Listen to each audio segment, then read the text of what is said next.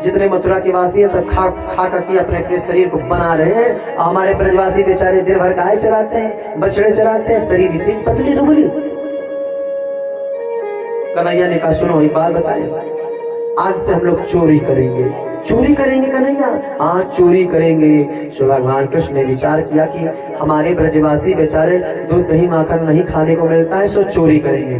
कन्हैया ने कहा चोरी करेंगे तो श्रीदामा मधुमंगल और मनुष्का धनसुका धनसुका कह रहे कन्हैया चोरी करोगे मारे जाओगे, मैया पिटाई करेगी। कन्हैया ने कहा उसकी चिंता मत करो। अच्छा कन्हैया तो कैसे चोरी करोगे? कहा एक काम करते हैं, पहले आज हम अपने घर में जाते हैं, चोरी करते हैं, पहले चोरी का प्रैक्टिस किया जाए, चोरी कैसे किया जाए। कन्हैया कह रहे मैं जा रहा हूँ आज अपने घर में चोरी करूंगा, अगर जो पास हो गया तो जानो पक्का चोर, अब फेल हो गया तो जानो थोड़ा कसर है, फिर से तैयारी किया जाएगा, थोड़ा प्रैक्टिकल करके आऊं। सो कन्हैया आज रात्रि में अपने घर में ही चोरी करना शुरू किए। कैसे? अर्धरात्रि भाई सब लोग सो गए, 12 बजे कन्हैया उठे, अंधेरी रात थी। एक कोठरी में बढ़िया बड़े बड़े मटके में दूध दही मक्खन रखे हुए हैं। सो कन्हैया कह रहे हैं गए, खिड़की को खोला, खिड़की के रास्ते से घुस गए अपने घर में और लगे मक्खन खाने। और जब मक्खन खाने लगी तो कन्हैया एक कंगन पहने हैं जिसमें हीरा लगा हुआ, हीरा मणि। आज ठाकुर जी पहली बार अपने चेहरे को देख रहे हैं। एक पावा था तो पावा पे मणि लगी थी, हीरा और मणि। सो कन्हैया एक हाथ से माखन खा रहे थे, जैसे देखा तो उस पावा में, उस खंबे में कन्हैया का दूसरा स्वरूप। अरे दारी के तू भी चोर आ गया, मेरे घर में आ गया चोरी करने? मैं तो अकेला आया, तो तू कब आया तू? अब अपने प्रतिबिंब को देखकर ठाकुर जी बात कर रहे हैं। अरे दारी के तू किधर से आया? मैं तो खिड़की से आया। अब कन्हैया हाथ हिला रहे तो वो भी हाथ हिला रहा है, बोल रहे तो वो भी बोल रहा है। कन्हैया अपने प्रतिबिंब को देख देख कर मुस्कुरा रहे हैं और कह रहे तू बताया नहीं मेरे घर में चोरी है? तू मुझसे सीना चोरी कर रहा, तू मेरे घर में चोरी कर रहा। अभी मैया से कहता हूँ तू मेरे घर में चोरी करने आया है। अब खूब बात कर रहे थे, माखन खावे जाए, माखन खावे जाए, और ठट्ठा ठट्ठा के लगे हंसने। पहले शीशा तो उतना होता नहीं था, और बालकों को ऐसे भी शीशा नहीं दिखाना चाहिए, है ना। छोटे छोटे जो बच्चे होते हैं, बच्चों से शीशा दूर रखना चाहिए। अलग अलग संतों का भाव है। कुछ माताएं बहनें कहते हैं कि बच्चों को जब शीशा दिखाओ तो उससे दांतें बड़ी बड़ी हो जाती है। तो यशोदा मैया भी कह रही है अपने लल्ला को दिखाऊंगी यदि शीशा तो दांतें बड़ी हो जाएंगी। सो कन्हैया आज 5 वर्ष की आयु में पहली बार अपने चेहरे को देखा। अरे दारी के ये चोर है, पक्का वाला चोर है। हंस रहे थे। मैया देखी कि मेरे घर में कौन हंस रहा है इतने समय 12 बजे रात्रि में। सो मैया गई, चुपके से दरवाजा खोला, और जैसे दरवाजे को खोला तो कन्हैया मक्खन खा रहे हैं। अब देखा मैया आ गई तो डर गए, हाथ पीछे कर लिए। अरे मैया कह रहे क्या हुआ कन्हैया, तू इतने रात्रि में क्या कर रहा है? अंधेरी कोठरी में। कन्हैया कह रहे मैया देखो ये चोर है ना, मेरे घर में चोरी करने आया, मैं इसे पकड़ने आया था, देखो देखो देखो। मैया ने कहा कहाँ चोर है?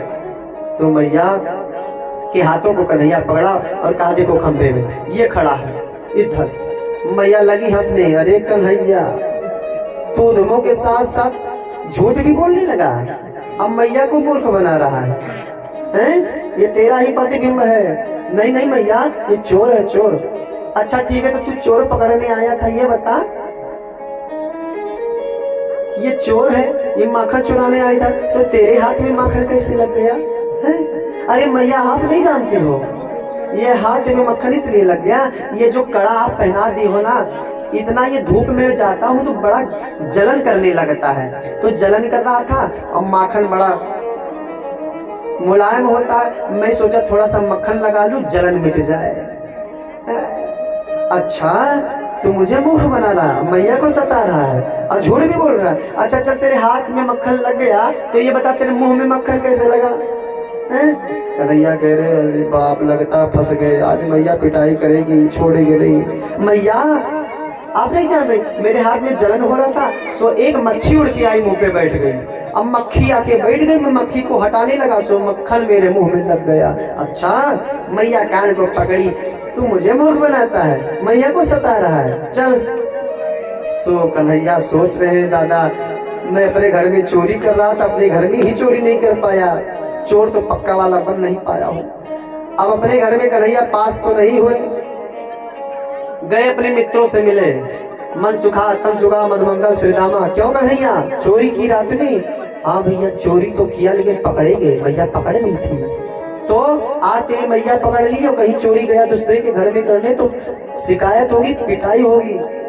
सबरे ग्वाल बाल कन्हैया को खूब समझाए। कन्हैया ने कहा नहीं उसकी चिंता मत करो। स्वयं कन्हैया आज चोर प्रसारण मंडल के अध्यक्ष बन गए, चोरों के अध्यक्ष बने। अब तो घर घर चोरी करना शुरू आरंभ कर दी कि आज इस घर में चोरी। अब सबरे ग्वाल बाल के साथ कन्हैया जाते हैं इस घर में चोरी।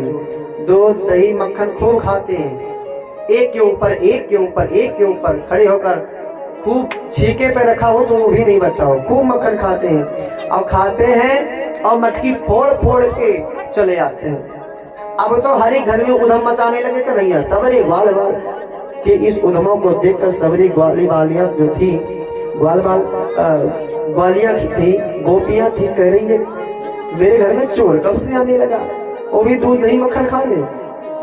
अब लगी अंदाज ने समस्त गोपियां, तो देखा क्या कि कन्हैया आता है खिड़की के रास्ते से आता है, वो भी अकेले नहीं, सबरे ग्वाल बाल के साथ आता है। एक नहीं पूरी मंडली है, मधुमंगल श्रीरामा तन सुखा मन सुखा धन सुखा आदि जैसे बढ़िया सुंदर सुंदर ग्वाल बाल।